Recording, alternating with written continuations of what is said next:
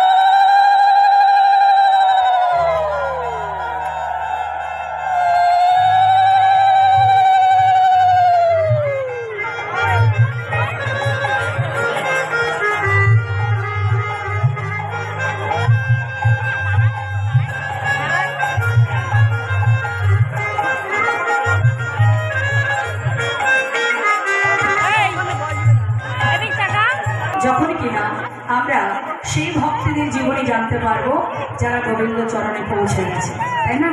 সেই কারণে আমাদের ভগবানকে জানতে গেলে আগে ভক্তকে জানতে হবে। তা চলুন আমরা সেই ভক্তকে জানবো, যে আমরা ভগবানের কাছে সুখ কামনা করি। সুখে রাখো ভগবান। সারাদিন ভগবানের কাছে সুখ ছাড়া কেউ কিন্তু এক মুহূর্তের জন্য বলি না যে তুমি আমাকে দুঃখে রাখো, বলি। তো তোমরা শ্রী চম্পা গোস্বামীকে সম্মান জানাচ্ছে ক্লাবের সদস্যরা।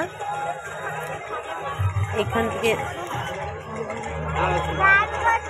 এই দেখো সম্মান জানাচ্ছে তাকে। এই পোস্টারটার জন্য ঠিক ক্লিয়ার দেখা যাচ্ছে না, তবু তোমরা দেখো যে এই যে গোল্ডেন কালার যে শাড়ি পরা সেই হচ্ছে চম্পা গোস্বামী। তাকে মালা পরিয়ে সম্মান জানানো হচ্ছে।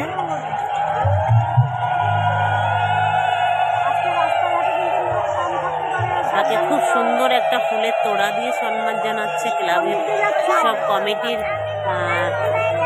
মেয়েরা।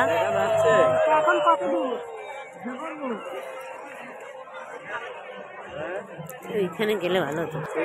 তো তাকে খুব সুন্দর লাগছে দেখতে।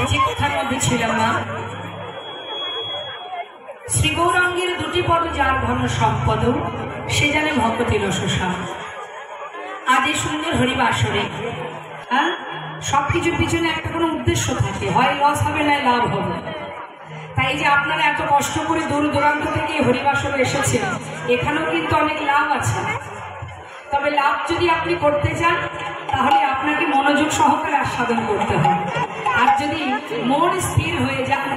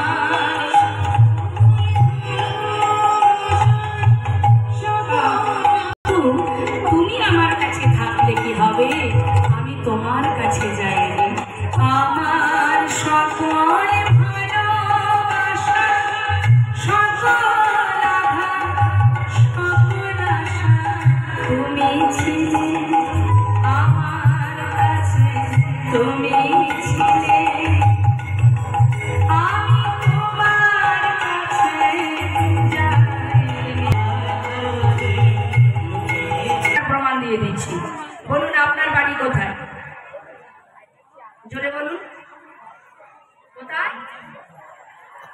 আচ্ছা গোবরডাঙ্গাতে। ধরুন গোবরডাঙ্গায় আপনার বাড়ি, তাহলে আপনার ঠিকানা কোথায়? গোবরডাঙ্গায়। এর আগে আপনি কোথায় এসেছিলেন?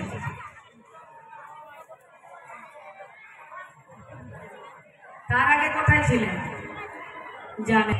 কোথায় যাব তাও জানেন। আর সেটা যখন আমরা জানতে পারবো তখনই আমরা কোনটি সার আর কোনটি অসার, কোনটি করা উচিত আর কোনটা উচিত নয় সেটা আমরা জানতে পারবো। বৈষ্ণব মহাজন রামভক্ত তুলসী দাস তিনি বলছেন, কি বলছেন?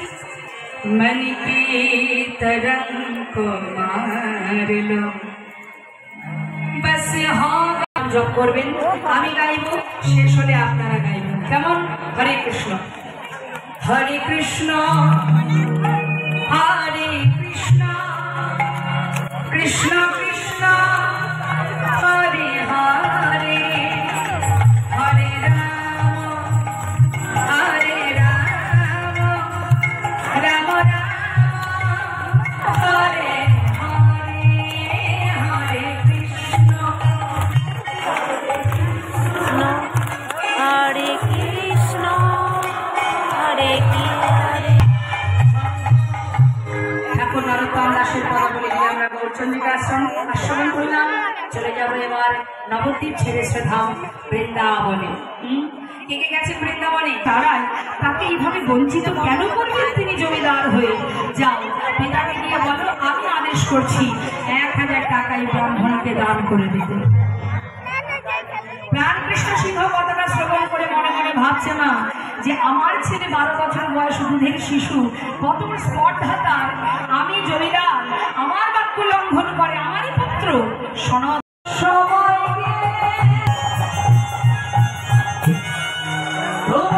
তো ফাইনালি আমরা দেখো কীর্তন তো সে দেখেই গেলাম।